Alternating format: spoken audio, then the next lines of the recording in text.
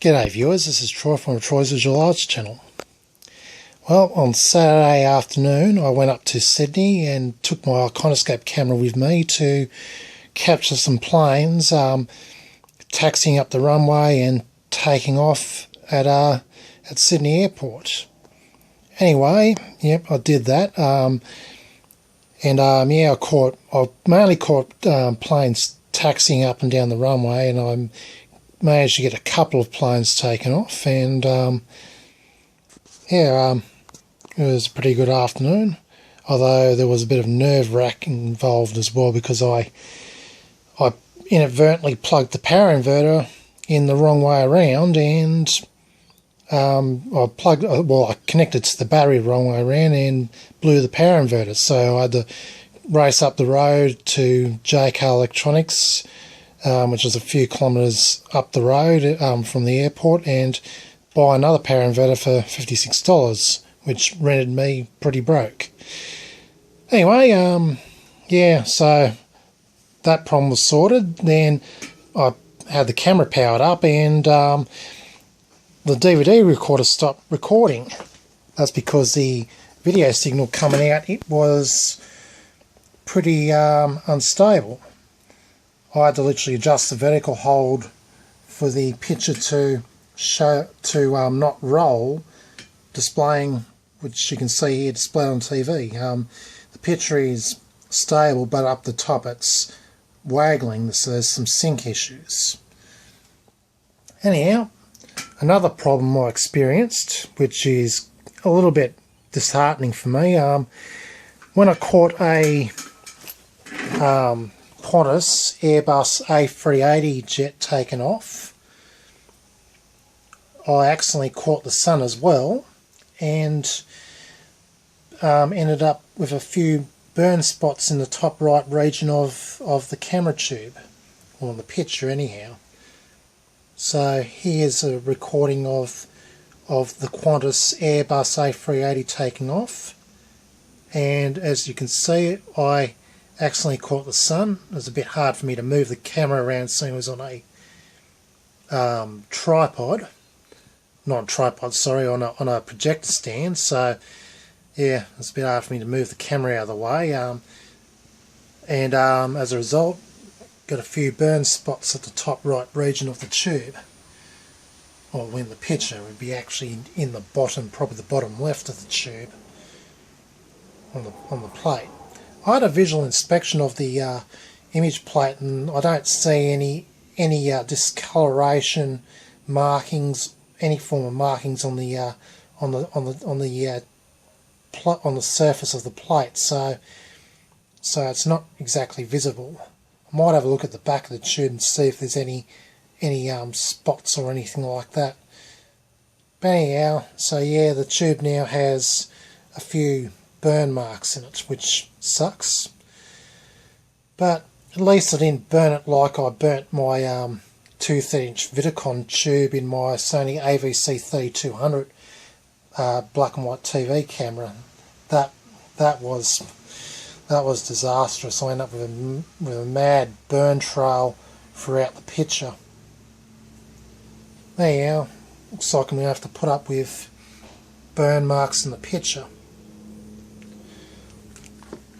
So here we have the camera live, and the burn marks are still there as seen, which pretty much sucks.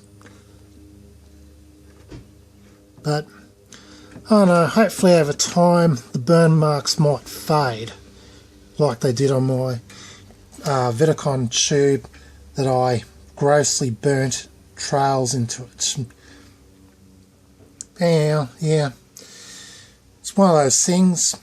It was late in the afternoon and it was a bit hard to avoid the sun. So yeah,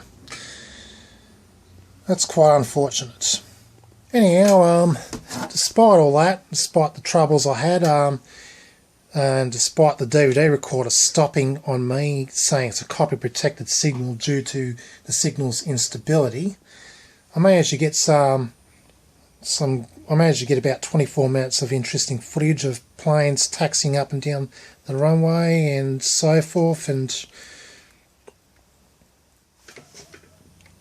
And yeah, I've just uploaded the footage to YouTube for all to enjoy. As the lighting was really bad, the planes aren't so visible like I wanted them to be. Anyhow, we'll just play one of the recordings. So yeah, this is when I first powered it. Oh, so that's the wrong one. That's me doing some sound test. Here's my first recording at Sydney Airport. Due to using an inverter with modified sine wave, I'm getting picture noise. Yeah, just gonna cue it through till I get some activity on the runway. So, backing up a bit. Here's one of the, I guess 737 jets or an Airbus A320, 330 or something, taxiing up the runway. Going up further, I get a few cars passing by at the park. Just going to queue up a bit further. So that car parks in front of me, and after this I'll see a jet taxiing up the runway and another jet taking off.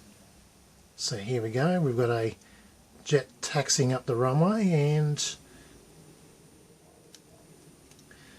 here we have a jet taking off.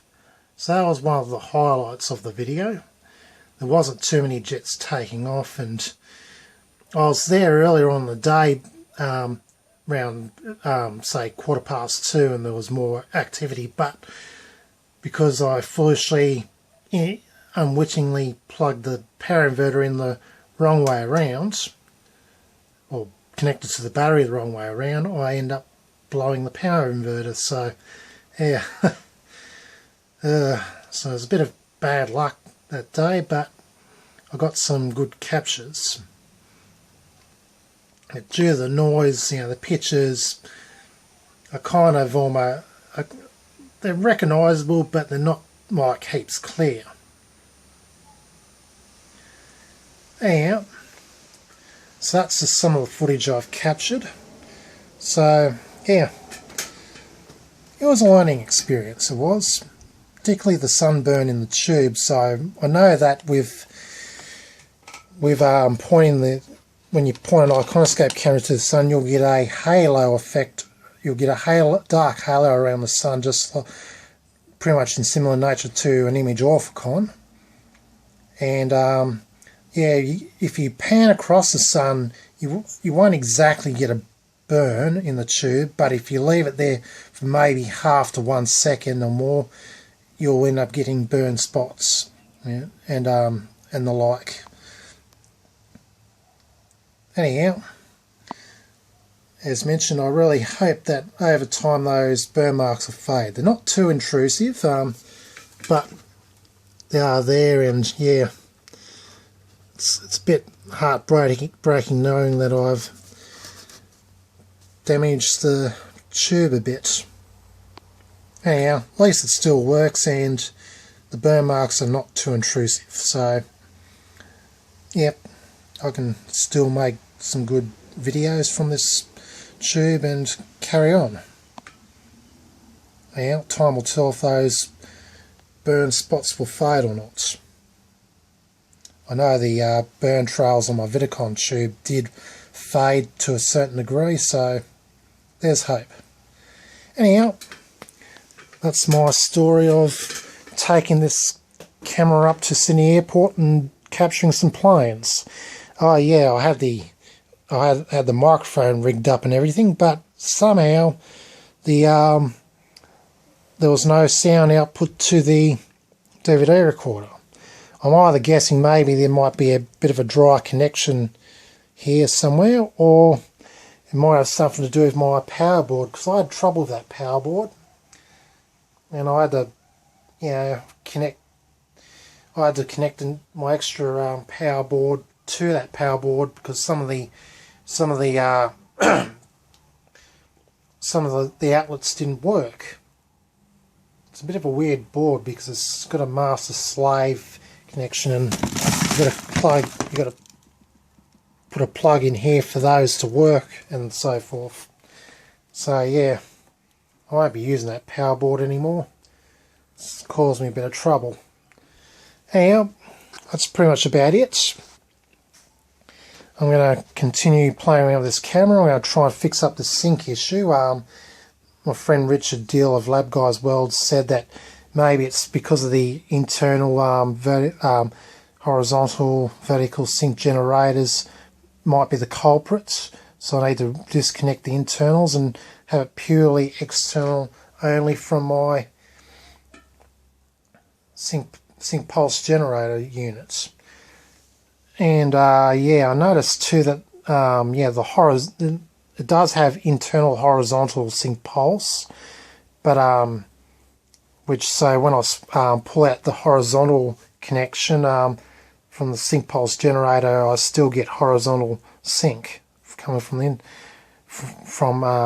from the internal generator, whereas the vertical gets sync from the AC power source, which I don't have connected, so that I've got no vertical in that respect. I've got no internal vertical. Anyway, I'll have to somehow disconnect the horizontal internal horizontal sync pulse. So I think it might be clashing with the external sync. Anyway, I'll be playing around with that. In the meantime, I'm going to take this camera on the road once again and do some video captures around the Illawarra and make some more videos. Time to finish up this video. This is Troy from Troy's Visual Arts channel signing out.